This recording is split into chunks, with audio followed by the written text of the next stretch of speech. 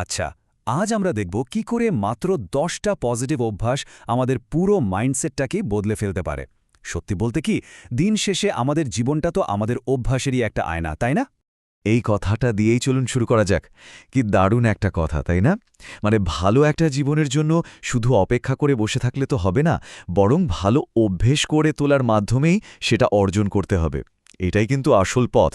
এই যে একটা অনুভূতি যে কোথাও আটকে গেছি, সামনে এগোতে পারছি না বা মানসিকভাবে ভীষণ ক্লান্ত, আমার মনে হয় এই ফিলিংসটা আমাদের অনেকেরই খুব পরিচিত। আর এর পেছনের কারণটা কি জানেন? বেশিরভাগ সময় দেখা যায় আমাদের প্রতিদিনের কিছু অভ্যেসই আসলে আমাদের লক্ষ্যের বিপরীতে কাজ করছে। কিন্তু মজার ব্যাপার হলো এর সমাধানটাও লুকিয়ে আছে আমাদের প্রতিদিনের ছোট ছোট কাজের মধ্যেই। এই যে 10টা অভ্যাসের কথা আমরা বলবো, এগুলো আমাদের চিন্তা, অনুভূতি, এমনকি কাজ করার ধরনটাকেও এমনভাবে গুছিয়ে দেবে যা আমাদের সাফল্যের দিকে এগিয়ে নিয়ে যাবে। তো চলুন তাহলে একদম প্রথম ধাপে যাওয়া যাক। এখানে আমরা এমন 3টা অভ্যাসের কথা জানব যেগুলো একটা স্ট্রং মাইন্ডসেটের ফাউন্ডেশন বা ভিত্তি তৈরি করে দেয়। বলতে পারেন এগুলো আমাদের ভেতরের কাঠামোটাকে মজবুত করার আসল চাবিকাঠি। এই 3টা অভ্যাস হল আমাদের পরিবর্তনের একেবারে প্রথম স্টেপ। 1. উদ্দেশ্য নিয়ে দিনটা শুরু করা। 2. দিনের একটা প্ল্যান করে নেওয়া। আর 3. নিজের সাথে মর্যাদার সাথে পজিটিভভাবে কথা বলা। এই 3টা জিনিসই আমাদের ভেতরের শক্তিটাকে বাড়িয়ে তোলে। এই যে বলা হচ্ছে উদ্দেশ্য আপনাকে আগুন দেয়, কথাটা কিন্তু 100% সত্যি। যখন আমাদের কাছে কোনো কাজ করার একটা পরিষ্কার কারণ থাকে, একটা কেন থাকে, তখন ভেতর থেকে একটা অন্য রকম শক্তি পাওয়া যায়। এই উদ্দেশ্যটাই কিন্তু আমাদের এগিয়ে চলার আসল ফুয়েল। দেখুন, আমরা নিজের সাথে কিভাবে কথা বলি সেটার এফেক্ট কতটা পাওয়ারফুল হতে পারে। আমি সবসময় সব তালগোল পাকিয়ে ফেলি, এই কথাটা না বলে যদি বলি কাজটা কঠিন, কিন্তু আমি আগেও তো কঠিন পরিস্থিতি সামলেছি, তাহলে কিন্তু পুরো মাইন্ডসেটটাই ঘুরে যায়। এটা অনেকটা মেন্টাল ওয়ার্কআউটের মতো। ওকে, তো মাইন্ডসেটের ভিত্তি তো তৈরি হলো। এবার তাহলে সেই অভ্যাসগুলোর দিকে নজর দেওয়া যাক যেগুলো আমাদের কাজে ডিসিপ্লিন আনবে আর যে কোনো বাধা টপকাতে সাহায্য করবে। এই 3টা হলো সরাসরি অ্যাকশন ওরিয়েন্টেড হ্যাবিট। প্রথমত, যখনই মন বলবে একটু পরে করি, ঠিক তখনই কাজটা শুরু করে দেওয়া। দ্বিতীয়ত, যে কাজটা শুরু করা হয়েছে সেটাকে শেষ করা। আর তৃতীয়ত, যে জিনিসগুলো আমাদের এনার্জি নষ্ট করে সেগুলোকে সরাসরি না বলতে শেখা। একটা কথা মনে রাখা দরকার, আসল গ্রোথ কিন্তু সবসময় আমাদের কমফোর্ট জোনের বাইরেই হয়।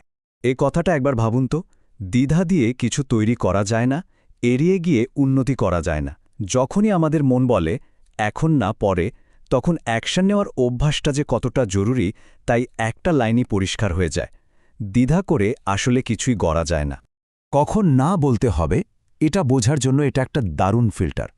যে কোনো কাজ বা অনুরোধ যখন আসে তখন নিজেকে শুধু এই একটা প্রশ্ন করলেই হবে, এই কাজটা কি আমাকে গড়তে সাহায্য করবে নাকি আমার শক্তি নষ্ট করবে? দেখবেন উত্তরটা একদম পরিষ্কার হয়ে যাবে।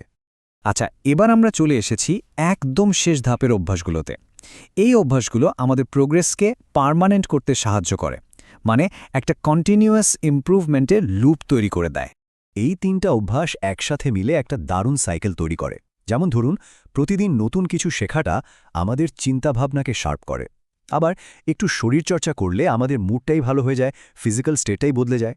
আর সবশেষে দিন শেষে যখন ভাবা হয় আজকে কি ভালো হলো, তখন পরের দিনের জন্য একটা মোটিভেশন পাওয়া যায়।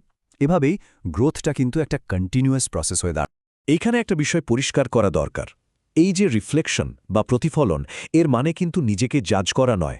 এর আসল উদ্দেশ্য হল দিনের মধ্যে ছোট ছোট যে উন্নতিগুলো হয়েছে বা যে ভালো সিদ্ধান্তগুলো নেওয়া হয়েছে সেগুলোকে খুঁজে বের করা। এই ছোট ছোট জয়গুলোই কিন্তু আমাদের এগিয়ে চলার পথে ফুয়েল হিসেবে কাজ করে। এবং সবশেষে আমরা দেখব কিভাবে এই ছোট ছোট অভ্যাসগুলোই একসময় আমাদের আইডেন্টিটি বা পরিচয়ের একটা অংশ হয়ে যায়।